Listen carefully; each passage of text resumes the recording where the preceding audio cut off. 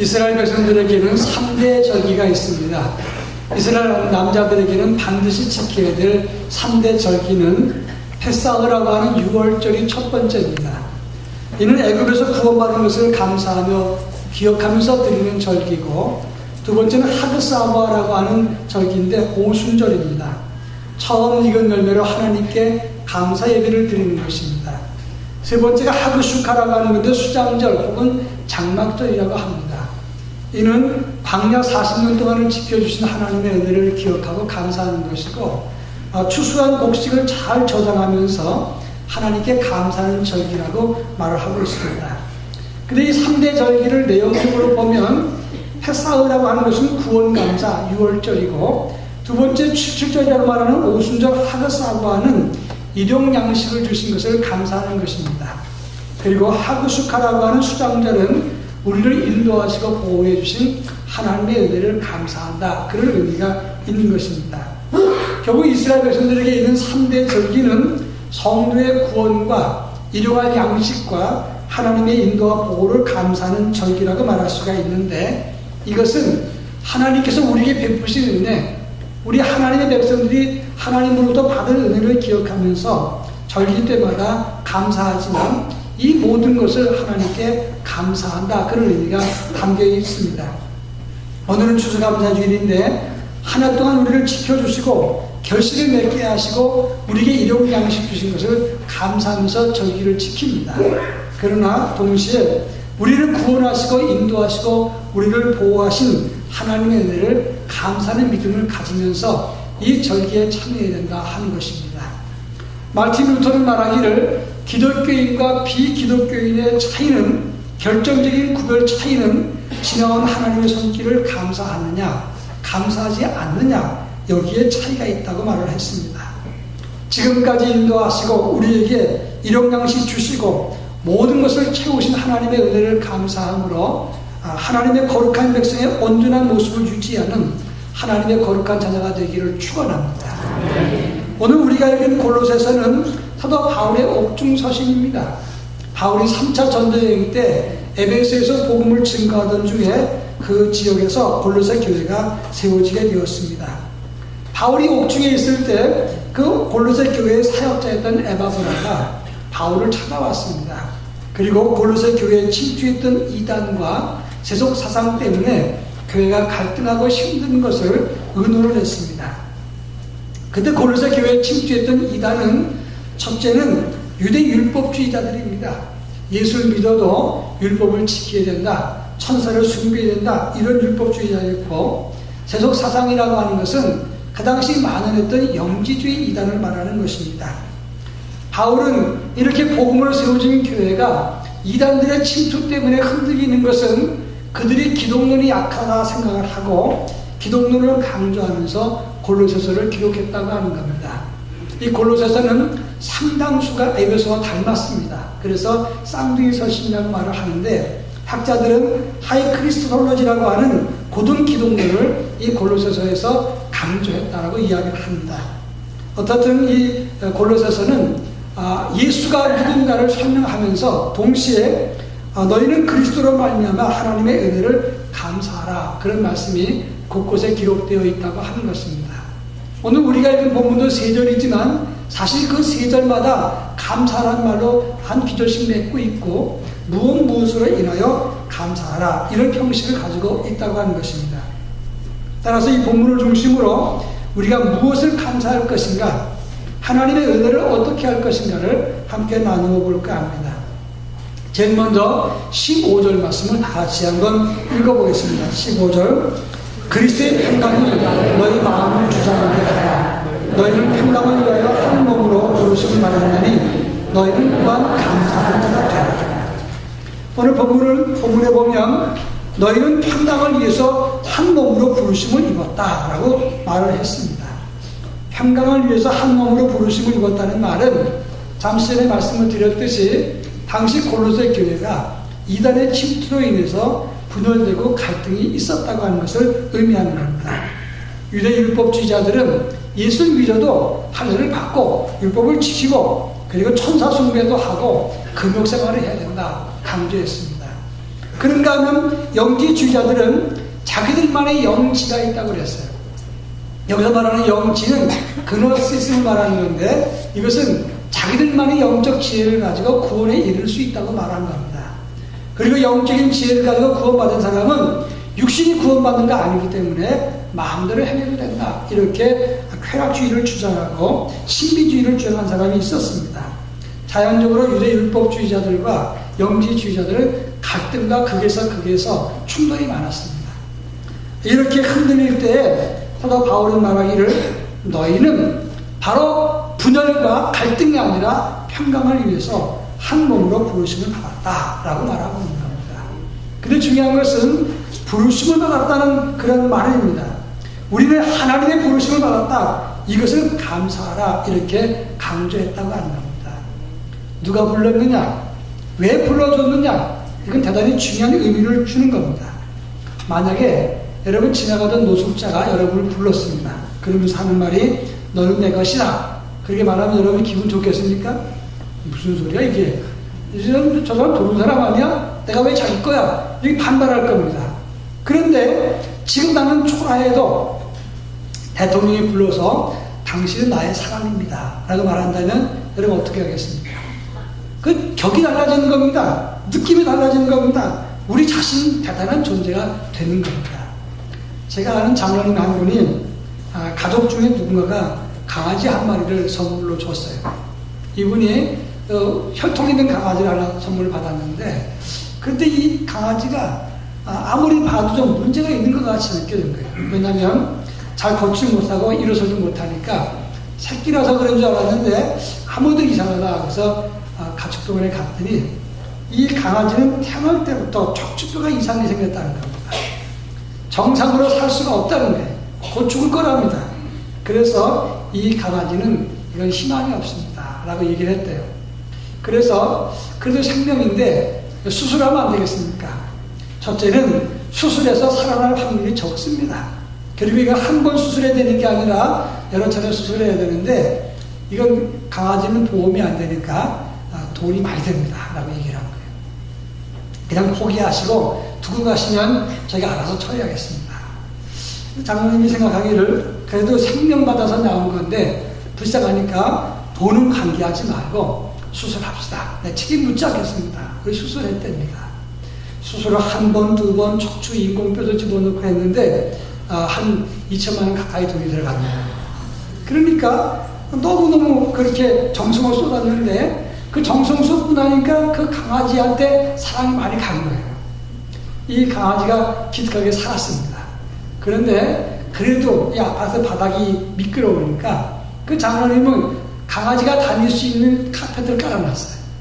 그리고 거기로 다니는데 다른 사람보다 이 주인애가 장로님한테는 애교를 떨고 재정을 떠는데 장로님이 그러시더라고요. 난 요즘 얘 때문에 재밌다고. 그래서 하는 말이 이놈이 나의 보물이 됐습니다 라고 얘기를 했어요. 버려진 존재입니다. 살지 못할 죽을 존재입니다. 아무것도 아닌 존재입니다. 그런데 장로님이 불러서 만나고 난 다음에 그걸 살리고 나니까 그런 존귀한 존재가 되었다고 하는 것입니다. 마찬가지입니다. 이스라엘 백성들이 애굽에서 노예 생활을 하던 사람들입니다. 그 당시 애굽의 노예는 말하는 가축에 불과했어요. 남자들한테는 옷을 안 줬습니다. 영화에 나오는 가짜예요. 그리고 여자들에게는 하체만 가릴 수 있도록 했지 이건 말하는 짐승과 같은 존재였단 말이에요. 그런데 그들을 하나님이 불러서 너희는 내 백성이라고 말씀을 하셨어요. 호세아 2장 23절에 보면 긍휼히 여김받지 못하던 자들을 긍휼히 여기며 내 백성이 아니었던 자들에게 이르기를 너는 내 백성이라 하리니 그들은 이르기를 주는 내 하나님이라 하리라 하시니라 말씀을 했습니다. 긍휼히 여김받지 못하던 사람들입니다. 하나님 자녀가 아닙니다. 그런데 그들을 긍휼히 여기고 내 백성 삼으셨어요. 그러는 이것이 얼마나 큰 은혜요 사랑이냐 이 말씀입니다. 이걸 감사해야 된다 이 말이에요. 많은 감사가 있지만 추수감사, 곡식을 거두어서 먹을 걸 충분히 주셔서 감사합니다. 그 차원을 떠나서 우리를 불러주시고 구원해 주시고 우리를 붙잡아 주시고 은혜 가운데 일용양식 주신 하나님의 은혜를 감사해야 된다 하는 겁니다.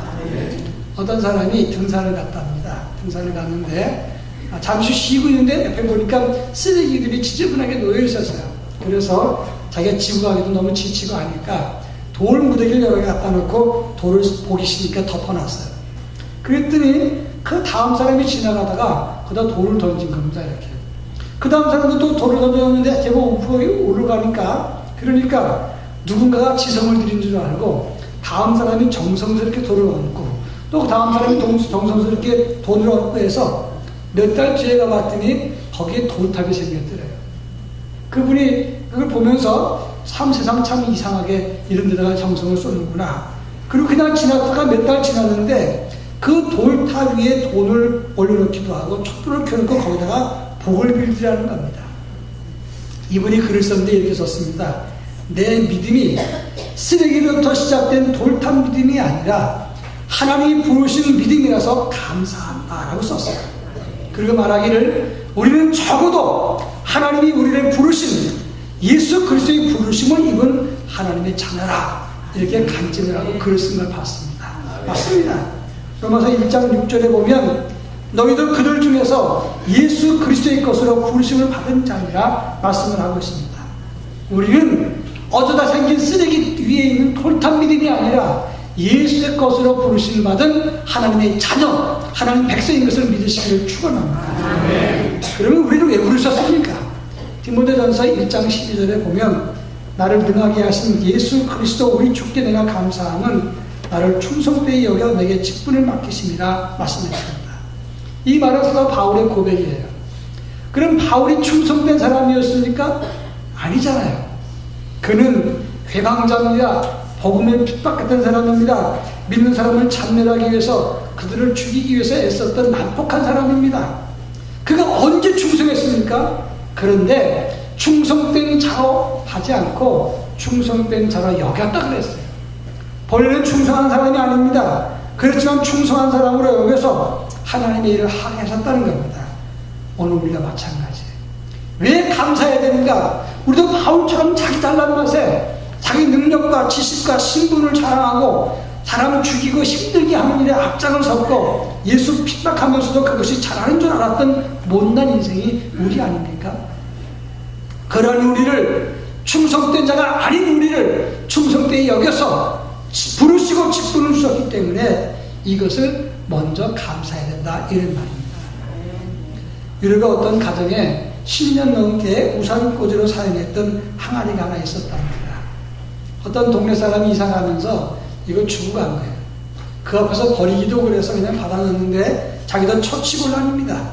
창고에 처박아 놨다가 먼지가 쌓였습니다. 그러다가 어느 날 이걸 우산꽂이로 하면 좋겠다 해서 거실 입구에다 놓고 우산을 갖다 꽂아놨습니다. 그리고 10년이 지났습니다. 근데 우연히 어떤 사람이 왔다가 이거 그냥 보통 항아리가 아닌 것 같은데 감정해보자. 그게 무슨 쓰레기같이 쓰는 건데 그냥 놔둬라. 한번 해보자.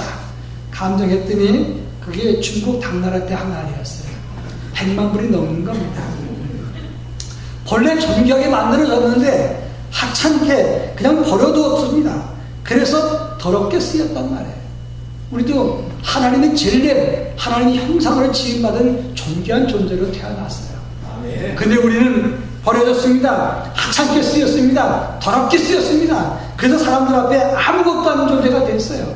그런데 가치를 알아보시는 하나님이 우리를 불러다가 우리를 존경에 사랑했단 말씀입니다. 그래서 감사해야 되는 거예요. 우리는 존귀한 자가 아닙니다. 그런데 존귀한 자로 여겼습니다. 충성된 자가 아닙니다. 그러나 충성된 자로 여겼어요. 우리는 하나님의 자녀가 아닙니다. 그러나 우리를 자녀로 여겼다는 말씀입니다. 그래서 그 은혜를 감사해야 된다 이런 말이에요. 그런가 하면 16절 말씀을 다 같이 한번 읽어보겠습니다. 16절 그리스도의 말씀이 너희 속에 풍성히 거하여 모든 지혜로 피차 가르치며 권면하고 시와 찬송과 신비한 노래를 부르며 감사하는 마음으로 하나님을 찬양하고. 오늘 16절에 보면 그리스도의 말씀이 너희 속에 풍성히 거했다라고 했습니다.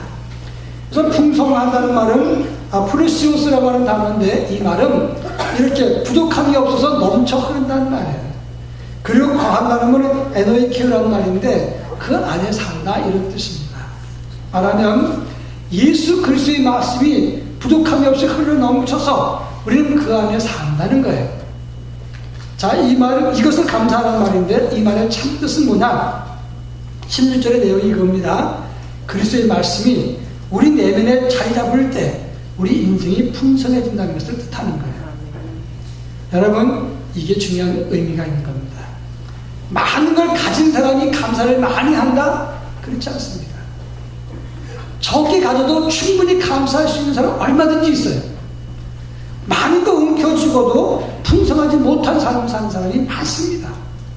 정말 많습니다. 미국의 부호였던 록펠러, 여러분 아시지 않습니까? 곡물 위탁 판매 회사에 격리 보조로 일을 시작했어요. 그러다가 일을 배워서 나중에 곡물 중개 회사를 차렸는데 남북 전쟁 때에 돈을 많이 벌었습니다. 그리고 눈을 돌린 것이 석유 유전 사업에 손을 대서 정유 사업을 하는데 스탠더드 오일이라고 하는 회사를 세우다가 나중에 큰 돈을 법니다. 그리고 기업마다 인수합병을 해서 최대 거부가 됩니다. 악덕 기업주가 됐어요. 그러면서 지금 따지면 세계 최고의 부자였던 빌 게이츠의 한 3배 정도 재산이 많았다고 하는 거예요. 그렇게 잘 나가던 그가 한 번은 기자회견을 했습니다. 기자가 묻습니다. 얼마를 더 벌어야 될 것 같습니까? 더 풍성해지겠습니까? 조금만 더. 이거 조금만 더라는 게 얼마인지, 얼마를 벌어야 만족하시겠습니까? 조금만 더. 3번이나 조금만 더라고 했어요. 이 말은 무슨 말이냐? 히딩크 말처럼 나는 아직도 배고프다는 말이에요. 조금만 더. 그냥 많이 벌었습니다. 물론 예수를 믿었지만 악덕 기업주로 노조를 탄압한 사람으로 악명이 높았어요. 그랬던 그가 55세 때 불치병을 얻었습니다. 하나님을 의지하는 사람이었지만 그렇지만 이제는 죽게 생기니까 이제 어떡할까 하나님을 의지하면서 기도 중에 말씀을 보게 됩니다. 그 말씀을 보다가 주는 자가 받는 자보다 복되다는 그 글귀를 보고 써있던 글귀를 보고 눈을 뜬 거예요. 그리고 난 다음에 인생의 변화돼서 기부천사가 됩니다. 여러분 알다시피 시카고 대학이 바로 그가 기부한 돈으로 세워진 학교예요. 제가 목회학 박사 공부 마치고 졸업할 때 록펠러 채플에서 졸업식을 했어요. 그런데 그 록펠러 채플이 중세 성당보다 훨씬 더 크고 멋있어요. 얼마나 화려한지 모릅니다. 그 화려한 예배당을 보면서 제가 감탄을 했어요. 다 그의 기부로 이루어진 겁니다. 그는 98세를 장수하고 죽었습니다. 여러분, 가져도 많이 가지고도 부유한 줄 몰랐어요. 그리고 그것이 풍성한 줄 몰랐습니다. 그러나 하나님의 말씀이 그 안에 풍성하게 거하니까 진짜 풍요가 뭔지를 알고 기부하면서 행복해지고 남한테 주면서 행복해지고 풍성한 삶을 누렸다고 하는 것입니다. 이것이 중요한 의미가 되는 거예요. 하버드 의대의 헤벳 벤슨 박사는 말하기를 인간의 두뇌는 하나님과 유선으로 연결되어 있다고 말을 했어요. 창조주 하나님과 인간은 연결되어 있는데 하나님과 대화하고 교제하고 그의 말씀을 품을 때 우리는 참 만족과 안정과 기쁨과 하나님의 부여를 누릴 수 있다고 주장을 했습니다. 여러분, 많이 움켜잡는 게 풍성한 게 아닙니다. 하나님과 교제하면서 하나님의 말씀이 풍성해질 때 우리는 감사하게 되고 감사한데 진정한 풍성함을 누릴 수 있게 되는 것이다. 이런 말입니다. 가난해도 그리고 실패해도 육신적으로 병이 들어도 얼마든지 풍성할 수가 있는 거예요. 학자 학설이라고 하는 사람이 말년에 시각을 잃었습니다. 점자 글을 읽게 됐어요.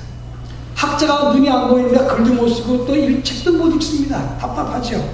그런데 점자 글을 읽으면서 하나님께 감사했습니다. 어떻게 감사했느냐? 추운 겨울에 담요를 뒤집어 쓰고도 책을 읽을 수 있어서 감사하다고 했어요. 겨울에 난방이 잘 안 되니까 책을 읽으면 손이 시려운데 뒤집어 쓰고 불이 없어도 책을 읽을 수 있고 손이 따뜻하니까 얼마든지 책을 읽을 수 있으니까 감사하다 말을 했어요. 그러면서 말하기를 내 눈을 잃었지만 아직 내게 생명이 있고 하나님의 은혜를 기억할 수 있으니 감사하다 그랬어요. 여러분, 주의 은혜의 말씀이 풍성해서 감사가 넘치고 그것으로 인해서 여러분의 삶이 풍성해지는 삶이 되기를 축원합니다. 반대로 말하면 풍성하지 못한 사람은 감사가 없는 것이고 그 주의 말씀이 풍성하지 못하다는 걸 말하는 거예요. 직분이나 소유 때문에 감사하는 게 아닙니다. 내 안에 하나님 말씀이 풍성해져야 진정한 감사를 드릴 수 있는 것이고 그 감사를 통해서 하나님의 부요함을 누리게 되는 것이고 그것을 내 것으로 만들며 사는 거예요. 바라기는 우리 모두가 주의 말씀을 통해서 풍성한 감사가 있기를 축원합니다. 마지막 세 번째 17절 말씀을 다 같이 한번 읽어보겠습니다. 또 무엇을 하든지 말이나 일이나 다 주 예수 이름으로 하고 그를 힘입어 하나님 아버지께 감사하라.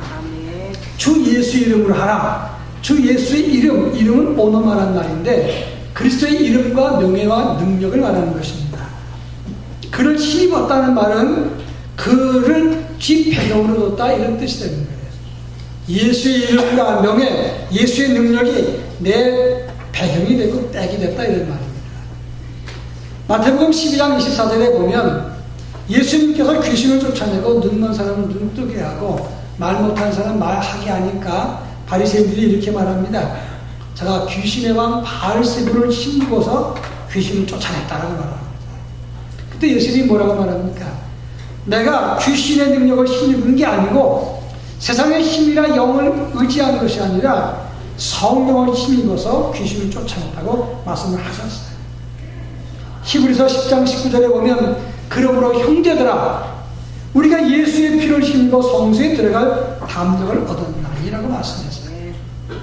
우리는 세상 힘이나 세상의 영이 아니라 예수의 피를 힘입어서 예수의 이름과 능력과 그의 명예를 힘입어서 살아가는 존재라는 사실을 기억해야 되는 것입니다.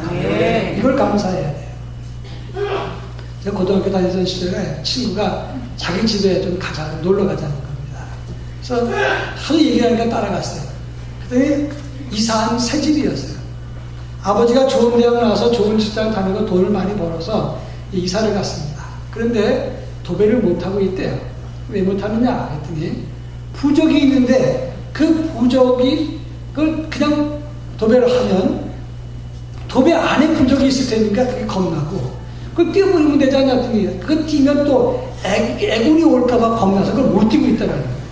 그래서 제가 아니 그걸 그냥 띄면 되는데 그걸 못 띄냐 왜? 나이 든 사람들이 왜 그걸 못 띄냐 그랬더니 하는 말이 너 뛸 수 있니? 아 예수 믿는 사람이 그걸 못 띄냐? 띄었어요. 다 띄었어요. 그랬더니 그 어머니가 너무 고맙다고 밥을 잘 준비해서 줬어요. 뛰어갖고 저도 모르게 주머니에 넣어놨는데 모르고 지냈어요. 근데 어느 날 보니까 뭐 부적부적해서 보니까 이 부적이 잔뜩 있어요. 제가 그걸 어디다 버려야 제일 어울릴까 마땅치 않은데 제일 어울리는 데를 찾았어요. 부세식 화장실에다 갖다 버렸어요. 지금까지 아무 이상 없어요. 여러분 세상 사람들은 부적에 의지해 삽니다. 어떤 경우는 부적이 두려워 삽니다. 그러나 우리는 예수의 능력과 예수의 피와 십자가와 그의 이름과 그의 능력을 의지하며 산다는 것을 아시기 바랍니다. 그래서 감사해야 되는 거예요. 예수의 배경이 있기 때문에 예수의 백이 있기 때문에 우리는 어디에 가도 당당한 삶을 산다는 것 이것을 감사하는 삶을 가져야 됩니다. 오늘은 추수감사주일입니다. 지난 1년 동안 우리를 지켜주신 하나님의 은혜 감사하면서 일용양식 주셔서 감사하는 절기가 아니에요. 그것만이 아닙니다. 우리를 불러서 자녀 삼으신 하나님의 은혜, 말씀 안에서 풍요함을 주셔서 우리를 감사케 하신 하나님의 은혜, 그리고 예수의 피한 능력을 통해서 우리를 하나님의 사람으로 살게 하신, 당당한 삶을 살게 하신 하나님의 은혜를 감사하는 절기라고 하는 말씀입니다. 알프스 몽블랑 산아래 사몬이라고 하는 마을이 있습니다. 그 마을은 1700년대까지 한적한 시골 마을이었는데 이 마을은 눈 때문에 힘든 마을이었어요. 일찍 겨울이 와서 눈이 하도 많이 오니까 눈 때문에 못 살겠다는 마을이었습니다. 근데 1924년 첫 동계올림픽이 그 지역에서 열렸습니다. 1965년 이탈리아 꾸르마예르와 연결된 몽블랑 터널이 완공된 다음에 그 마을은 눈 때문에 세계적인 관광지가 됐습니다. 여러분, 무엇 때문에 힘들겠다 못 살겠다가 아니라 무엇 덕분에 그렇게 바뀌어버렸어요. 우리 인생도 예수의 영 덕분에 예수의 능력 그 이름 덕분에 우리가 풍성한 삶을 누리는 그런 기적과 은혜를 체험하기를 축원합니다. 윌리엄 로우는 엄숙한 부르심이라는 책에서 이렇게 말했습니다. 세계 최대의 성자는 기도를 많이 하거나 금식이나 자선을 많이 베푼 사람이 아니라 범사에 감사하는 사람이라고 했어요. 여러분, 감사가 없으면 풍성한 삶을 못 삽니다. 감사가 있으면 비록 가진 것이 없어도 우리 인생은 풍성한 삶을 살 수 있는 것입니다. 1년 감사, 이날만 감사하는 것이 아니라 예수님 덕분에 늘 감사가 넘쳐서 진정한 하나님의 풍성함을 맛보고 하나님의 자랑과 기쁨이 되는 우리 모두가 될 수 있기를 주의 이름으로 축원합니다. 사랑 많으신 하나님 아버지, 추수감사주를 맞이해서 일용할 양식 주신 것만 감사하는 것이 아니라 우리를 불러 하나님 자녀로 구원해 주신 것 감사하고 우리에게 말씀의 풍요를 주셔서 진정한 풍성한 삶을 누리게 하신 것 감사하고 예수의 피의 능력을 의지해서 당당한 삶을 살게 하신 것 감사하는 믿음의 고백의 감사가 넘칠 수 있도록 은혜를 넓혀 주시고 오늘만이 아니라 일생 동안 주는 은혜 감사함으로 하나님의 풍요를 맛보고 누리는 그리고 영의 눈을 뜨고 큰 삶을 사는 하나님의 자녀가 되게 하옵소서. 예수님의 이름으로 기도합니다. 아멘.